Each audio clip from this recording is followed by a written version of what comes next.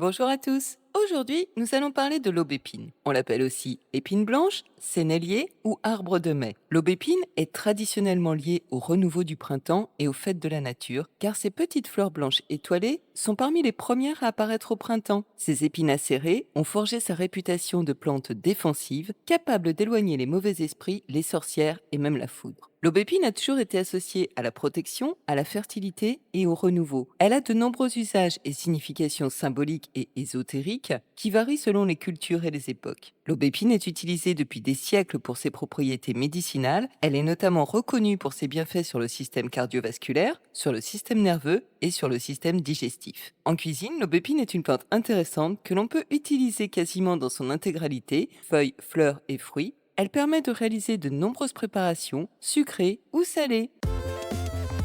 L'aubépine, du genre Crataegus, appartient à la famille des rosacées. En Europe, les deux espèces d'aubépine les plus communes sont Crataegus monogyna, l'aubépine à un style, et Crataegus levigata, l'aubépine à deux styles. Elle possède des propriétés très proches. On la trouve dans presque toute l'Europe jusqu'à 1500 mètres d'altitude. L'aubépine pousse dans les haies, les bois clairs, les pâturages et les bords de chemin, sur des sols bien drainés et à des endroits plutôt ensoleillés. Elle se développe très bien sur les terrains calcaires, argileux ou pierreux. Très rustique, elle supporte aussi bien les hivers rigoureux que les périodes de sécheresse. Son port est dense, très ramifié, souvent arrondi avec une couronne irrégulière. Elle forme naturellement des haies impénétrables du fait de ses rameaux épineux. Elle peut atteindre 5 à 15 mètres de hauteur. Son tronc est souvent court et tortueux. Les vieux sujets présentent parfois plusieurs troncs qui partent de la base. Ses branches portent de nombreuses épines très solides, longues de 1 à 3 cm, et les jeunes rameaux sont brun rougeâtre. Son écorce est gris clair et lisse. Avec l'âge, elle devient gris-brun, puis se fissure en longues plaques verticales. Ses feuilles sont alternes, lobées et dentelées. Elles apparaissent très tôt au printemps. Elles sont d'un vert brillant sur le dessus et plus clair dessous. Les fleurs sont regroupées par 3 ou 5 en petits bouquets, qu'on appelle des corymbes. La floraison de l'aubépine débute vers avril et elle est spectaculaire par sa densité. Les fleurs sont blanches ou rosées, elles ont 5 pétales et une vingtaine d'étamines. Elles dégagent un parfum puissant et attirent une multitude d'insectes, abeilles, bourdons, cirves, papillons et coléoptères en tout genre. Ces fruits, les sénelles, apparaissent vers les mois de septembre. Ce sont de petites baies rouges qui mesurent environ 1 cm. Elles renferment un seul gros noyau pour l'aubépine à un style et de 2 à 3 noyaux pour l'aubépine à plusieurs styles. Elles persistent souvent jusqu'au cœur de l'hiver et sont donc une source de nourriture essentielle pour les merles, les grives, les étourneaux, les rouges-gorges et de nombreux petits mammifères. Son système racinaire est puissant et profond et permet de stabiliser efficacement les talus et les sols. L'aubépine peut vivre jusqu'à 500 ans. Dans l'Antiquité, les Grecs et les Romains utilisaient déjà l'aubépine pour traiter les troubles cardiaques et comme tonique générale. Pline l'Ancien mentionne déjà son usage pour fortifier le cœur. Dans la mythologie grecque, l'aubépine était consacrée à Hymen, le dieu du mariage. Ses bouquets symbolisaient la joie et la prospérité et on confectionnait les couronnes nuptiales avec ses rameaux fleuris. Dans la mythologie romaine, elle était assimilée à Maia, déesse de la fertilité et du printemps. Les Romains en plaçaient des branches dans les berceaux pour éloigner les mauvais sorts des nourrissons et chaque 1er mai, ils clouaient une branche d'aubépine sur les portes de leurs étables pour chasser les esprits et les maladies. Au Moyen-Âge, l'aubépine était utilisée dans les monastères pour soigner les maladies cardiovasculaires et les troubles circulatoires. Les fleurs étaient récoltées pour préparer des infusions et des décoctions pour traiter les troubles du sommeil et les angoisses, calmer les palpitations et apaiser les émotions. On plantait aussi des aubépines autour des fermes pour former des clôtures naturelles infranchissables du fait de ces épines. Enfin, en Chine, l'aubépine était utilisée pour améliorer la circulation sanguine et soulager les troubles digestifs.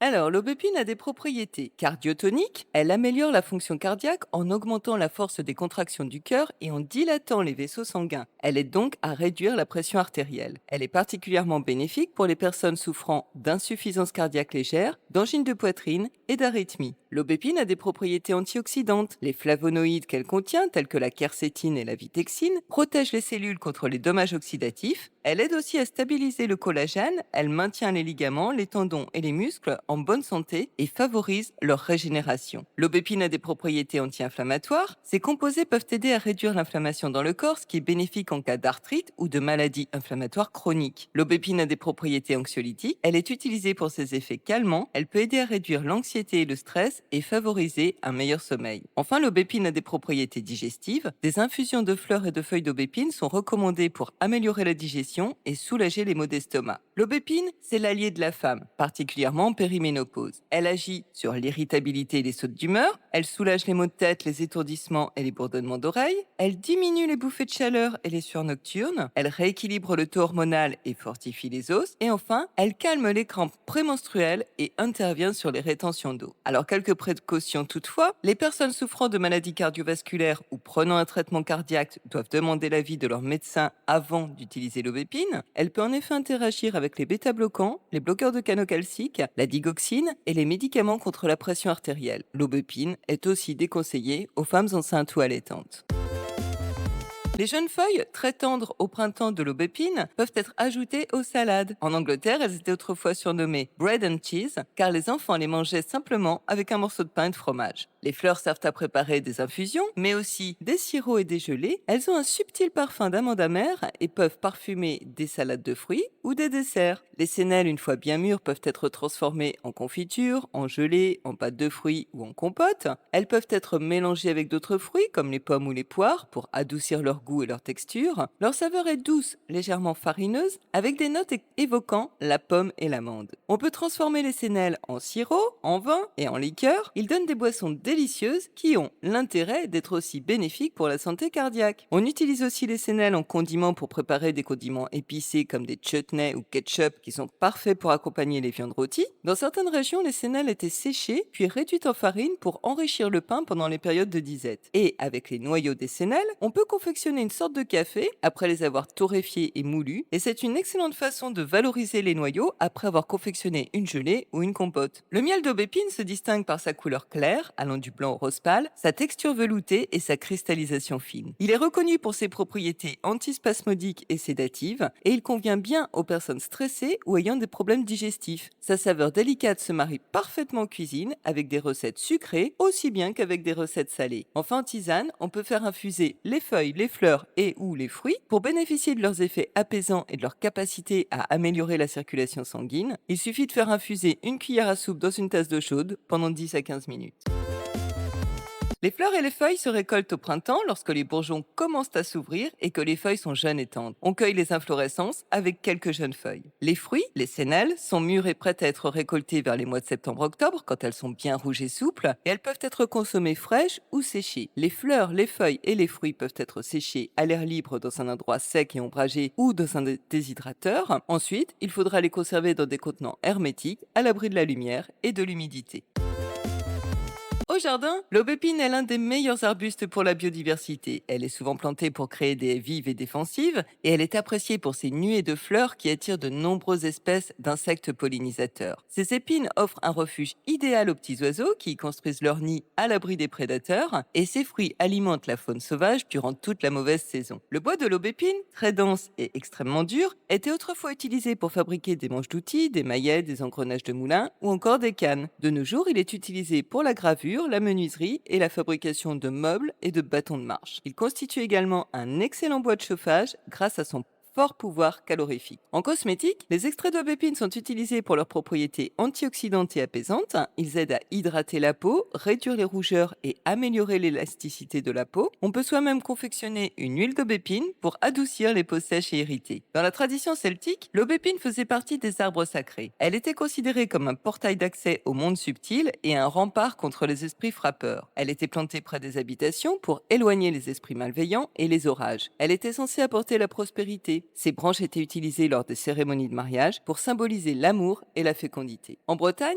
certaines aubépines étaient considérées comme les demeures des fées. Les couper auraient attiré la malchance. On disait aussi que dormir sous une aubépine, en fleurs, favorisait les rêves prophétiques. Ces croyances ont contribué à préserver de nombreux arbres remarquables jusqu'à nos jours. En spiritualité, l'aubépine symbolise l'espoir, la pureté et la protection. Ces petites fleurs blanches représentent la chasteté, la jeunesse et la pureté virginale. Les baies d'aubépine sont utilisées pour la guérison émotionnelle du chakra du cœur. Dans le langage des fleurs, l'aubépine offerte en bouquet exprime un message d'espoir face à l'avenir ou un vœu de prospérité. Elle est symbole de pureté, d'innocence et de renaissance.